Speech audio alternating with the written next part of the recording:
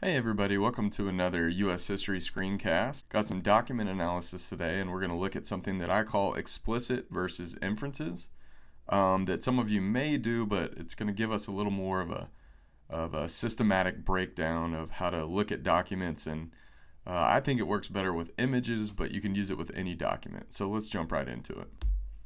So like I just said, it's something that you might already do, but it's a little more systematic, and it helps students to say, I'm going to do this first and then this next, and kind of metacognitive, if you will. It works well with images, but can be used for any source of information. Okay, so first of all, before you start doing this, obviously explicit and inferences, maybe some of our students know this, or it depends on the context for these words in some cases. Because our students might have a different version of what explicit means based off of an album or something that they listen to, but basically what we mean here is explicit is basically what you see on the surface, and I kind of put it in layman's terms as in what kind of smacks you in the face straight up. What do you see right in front of you? And then inferences would be based off of observations, and this is what I call kind of like the deeper thinking. So what is the artist or the author trying to tell the audience? Is there any symbolism? What are they kind of saying without actually saying it? So inferences is where you go real deep, and that's really, the end goal. Explicit is just kind of how you get there. So definitely make sure you know make sure your students know what these two words mean, because obviously that kind of ruins it if they don't understand what they're doing. All right, so like you've seen in some of the other screencasts, hopefully, or if this is your first one, I'm a big fan of using non-U.S. history related things to sort of open up a new activity or a new way of doing things. So I actually showed this this advertisement by Heinz. So what you would do is you go explicit first. So you would ask your students explicitly, what do you see? And what smacks you in the face, right? So things that they could potentially say. The background is red. The bottle is red. It says no one grows ketchup like Heinz. It looks like the bottle is actually made out of tomatoes, and they look chopped up, etc., whatever else you want to put in there. But you'll notice that what I just did was very straightforward, and that is on purpose. So you do the very straightforward stuff first, and then you take it a little bit deeper. So we would go over that together, and then I would say, okay, now what inferences can you make based off of the explicit? So for example, why is the bottle of ketchup a bunch of cut up tomatoes? What is Heinz trying to tell you by sort of putting that image out there? And hopefully your students would get to, they're trying to say it's very fresh, right? So instead of this sort of glass bottle that seems very manufactured, it's really looking at the freshness of the tomatoes, right? And the idea that they use the word grow is, they don't say no one manufactures ketchup like Heinz. They say grow. So they're basically trying to hit their audience by saying this is a very sort of, organic or very sort of from the earth product. So they're really trying to hit their customers saying that it's the freshest of the fresh. So I think this is a good one to use, and you can use whatever you want, honestly. Advertisements are great just because students really jump into that. But you're trying to sort of just first go into what smacks them in the face, and then how do we dig deeper and try and figure out what this person, or in this case, company, is trying to sort of tell us or get us, to think about. So I kind of mapped this out here, just kind of itemize it a little bit. I believe I hit all those. So, remember, explicit is just basically what smacks you in the face, what's very straightforward. Inferences, I know this is a lot of words, but I figured if you wanted to pause the video, you could break this down even further. Okay, so let's get to a U.S. history related one. Same exact thing, so same process. So start with explicit. you have people in, red uniforms with guns.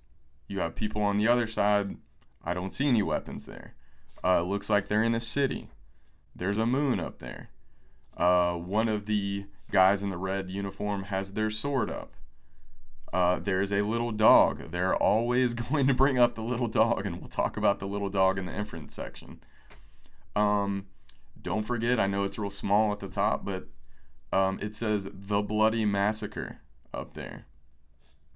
So you get the very straightforward stuff, and obviously there's many other things that you could say. You could talk about the smoke right there too. But remember, explicit, don't let them go to inferences yet. They're going to be angry because they want to go straight there. But it's for a reason. It's a systematic breakdown. So, and then one that I forgot that I'm just seeing right now is down at the bottom. You actually get an insight into who the author is, which is Paul Revere. Bell should be ringing there, right? So we'll get to that in a second. So now, after we've hit all of the very straightforward, explicit things that are out there, you go to inferences, just like last time. So inferences, you would say, all right, because of the smoke, it looks like these people are firing their guns. And it looks like they're the aggressors because the other side doesn't have any weapons, at least that I can see. And there is blood everywhere. So this helps me understand that at the top it says bloody massacre, so it seems like a lot of people have died. Not to mention, if I'm thinking about this, if the artist is Paul Revere, I think I remember that, he's a patriot during this time period. So I can basically start thinking about what might Paul Revere, what is his goal of showing this? Looks like it's probably in a newspaper based off of what's the way it's illustrated. What would he get out of showing this and calling it the Bloody Massacre? So the title is important here. This isn't "this happened yesterday," or it doesn't say, the British killed them and they deserved it, or anything like that. And don't forget about the dog down there. The students will always talk about the dog. Honestly, I don't know, but I would guess this goes along with Revere's idea that, the patriots or the colonists on the left side are so innocent, right? This innocent little puppy sort of adds on to that. It's not like a massive dog. If the dog was on the other side and was barking, that would give us a different feeling. So, it's just, these are things that students may get to eventually, but it just helps them, especially with more difficult ones.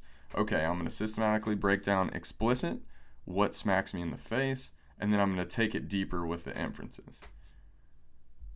So once again, I kind of made a list here. We talked about most of those. Pause it if you need to. I also have the inferences here. And then at the bottom, you can see there that I often like to extend it and sort of give them the British perspective and, actually tell them the true story about them throwing snowballs, and some of the snowballs had horse manure, and if you were the British soldier and the drunken mob started coming at you, what would you do? So that kind of makes it interesting too, a little extension there.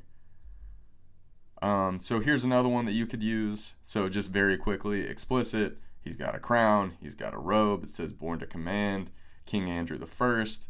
Okay, and then you would go inferences.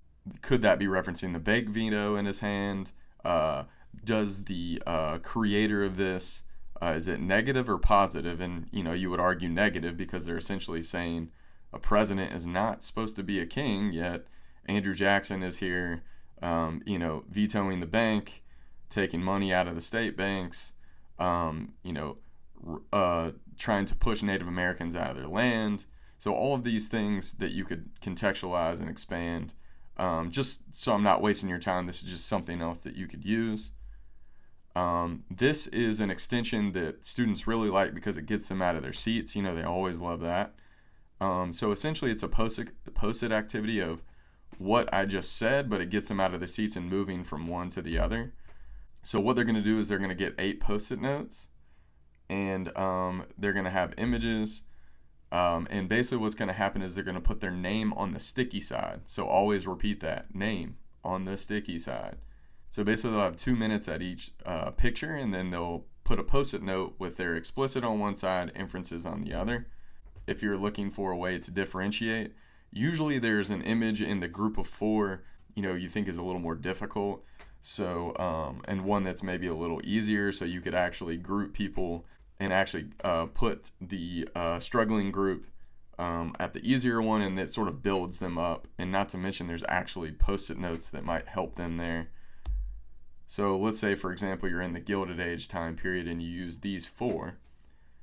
So these would be posted around the classroom.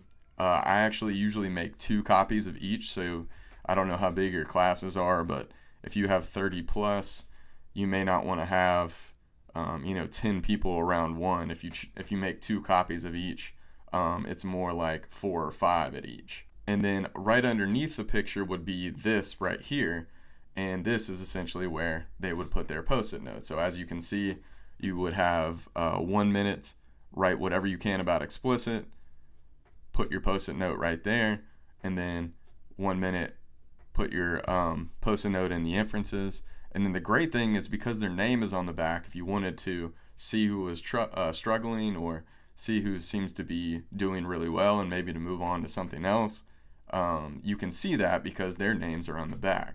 So this is an activity that you can use. I think it works best with images, but you could use it with documents, maybe give them a little bit more time, or just maybe a quote. But this is a great activity that actually a literature teacher showed me. So I think it's really great to get them out of their seat and also thinking in this systematic way of, okay, this is explicit, break it down, and then move on to inferences where we get to the really deep thinking. So hopefully you can use this in your classroom. All right, let's summarize real quick. Essentially, the focus of today was explicit versus inferences, just a way to break down documents. I think it works best with images. And the post-it activity that you can sort of expand. So after you do it a couple times together, then allow them to sort of think on their own and do it, get them out of their seats and let them illustrate what they know without just having a class conversation. Okay, well, hopefully you can use any and all of this, and thank you for watching.